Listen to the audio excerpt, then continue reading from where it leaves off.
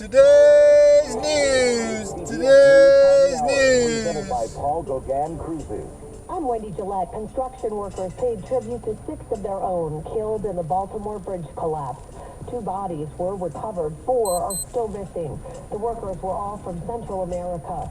Immigrant advocate Gustavo Torres. We are reminded once again about the enormous contribution that the immigrants made to this country.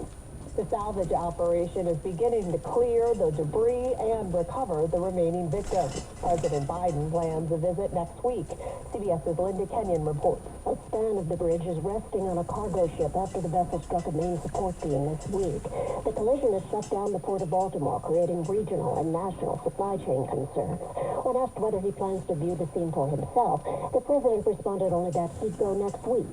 The White House press secretary earlier noted that Biden would go as soon as his presence would not disrupt the cleanup and recovery. A United Airlines flight from San Francisco to Paris diverted to Denver last night because of an engine issue. It was a Boeing plane under scrutiny these days. The CBS News travel editor, Peter Greenberg. United Airlines, by the end of this month, which is fast approaching, will have had 131,000 departures and only 9 incidents, none of which were life-threatening. So people need to put that in perspective. A funeral was held for former Connecticut Senator Joe Lieberman, who died Wednesday at the age of 82. Correspondent Scott McFarlane. In the nation's capital, where there's no shortage of outsized, unique personalities, Joe Lieberman was particularly large and particularly distinctive. Nobody quite had the political trajectory of Joe Lieberman. I think we saw that reflected and echoed during this lengthy funeral service in Stamford, Connecticut today for Senator Lieberman. Attorneys representing former President Donald Trump and a handful of his co-defendants filed a request appealing the judge's decision to not disqualify District Attorney Fani Willis from the election interference case in Georgia. She was allowed to stay on, but Special Prosecutor Nathan Wade was forced to resign because of his romantic relationship with Willis. The Georgia Court of Appeals will decide if it will take on the case.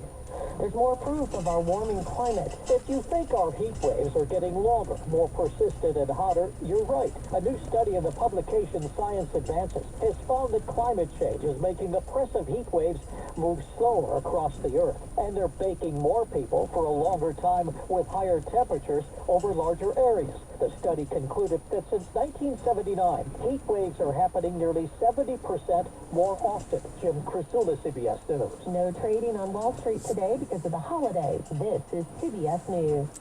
Well, that's today's news. I didn't hear any good news, did you? I didn't think so. I guess it's all about perspective. The glass is half full.